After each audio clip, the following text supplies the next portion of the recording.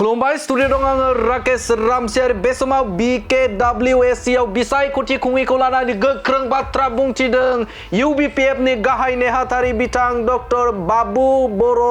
बिथाङा आरो बिथाङा रोखा बाथ्रा बुंथिदों जे बे समाव BKWAC आव जुदि बिसायख'थि खुंनो हाया थामहिनबा बिसायख'थि खुङाब्ला बियो मोनसे मीनिंलेस एकर्ड होननानै बाथ्रा बुंथिदों बिथां UBPF नि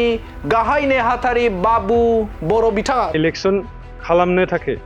जों सरकारखौ नारसिननो थाखाय जोङो थांखि लादों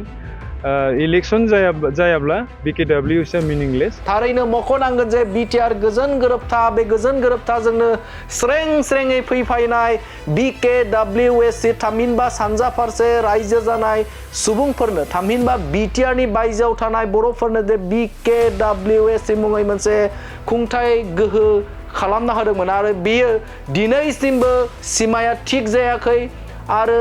बियाब दाजायाखै आरो बिसायख'थि खुंजायाखै आरो बे बिसायख'थि खुंजायैखौ लानानैनो बे समाव UBPF नि गाहाय नेहाथारि डक्टर बाबु बर'आ गोख्रों फिनजाथाय होनायखौ नुनो मोन्दों आरो बिथाङा बुंथिदों जे बे समाव आरो गोबां जायगाफोर थामहिनबा बे समाव गुबुन जायगाफोरा बे समाव दासिमबो गामिया हाबाखै गवालपारानि माखासे मानि जायगा सनितपुरनि गोबां जायगाफोरानो बे समाव BKWAC आव हाबाखै थामहिनबा बिथांमोनखौ बा बिथांमोननि गामि बे गामिखौ थिसननाय जायाखै आरो बेयो गोबां गोलाव 5 बोसोर जाबाय आरो 5 बोसोर जासेयावबो दिनैसिमबो बिसायख'थि खुंजायाखै आरो इन्टारिम बडिदों बे समाव BKWAC नि गाहाय मावफुं सोद्रोमा लेङाइ गाहाय मावफुं सोद्रोमा आरो मावफुं सोद्रोमा बिथांमोना बे समाव सरकार सालायबाय दङ नाथाय बे समाव बे इन्टारिम बडिया 6 दाननि थाखायल' थायो आरो 6 दाननि उनावनो बिसायख'थि खुंनांगौमोन नाथाय दासिमबो बिसायख'थि खुङाखै आरो जायखौ लानानै बे समाव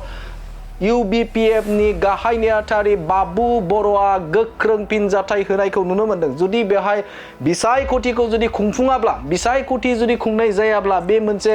मीनिंलेस एकर्ड जागोन होननानै बाथ्रा बुंथिदों बिथां बाबु बर' बिथाङा आरो बिथांमोना UBPF निफ्राय बे आयदाखौ लानानै गोनांथार सावरायनाय जादों आरो सावरायनायनि गेजेरजों फैबाय थानाय समाव बेनि सायाव गोख्रों खामानि आरो हाबा मावगोन होननानै बाथ्रा बुंथिदों बिथां UBPF नि गाहाय नेहाथारि डक्टर बाबु बर' बिथाङा दानिया फैदो बिथाङा आरोबाव मा बाथ्रा बुंदों नोंथांमोननि गेजेराव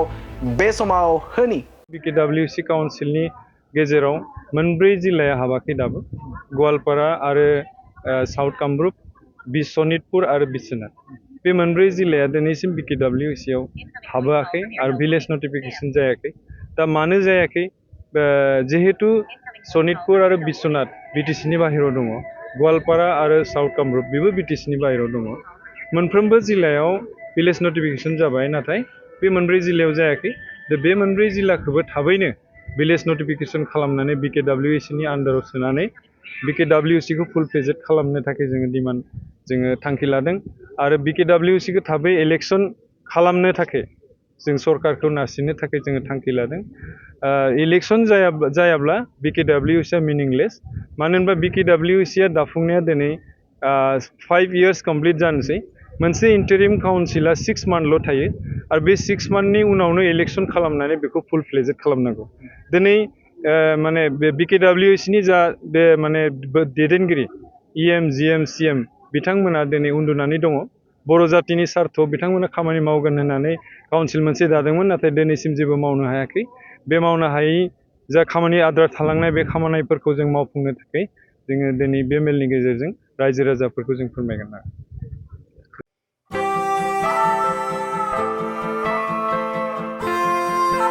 ब्रैथि क'क्राझार थुनलाइयारि फोरबो खुंफुंनो थाखाय साखाफारा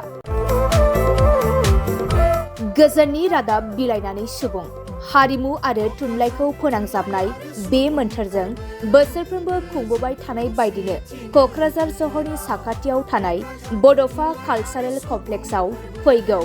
1, 2 आरो 3 फेब्रुवारियाव खुंफुंजागोन ब्रैथि थुनलाइयारि फोरबोखौ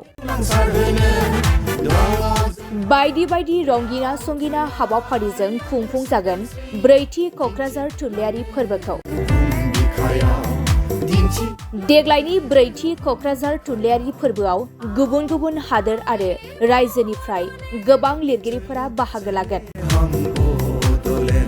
Denmark, Italy, South Korea, Japan, Estonia, Nepal, Bhutan गासै मोन 8 हादरनिफ्राय सा9 लिरगिरिफोर आरो खमैबो गासै 150 लिरगिरिफोरा गुबुन गुबुन हादोर आरो रायजोनिफ्राय बाहागो लागोन। बिनि अनगायैबो गोबां हादोर आरो रायजोनि दैदेनगिरिफोराबो बे हाबाफारियाव बाहागो लागोन।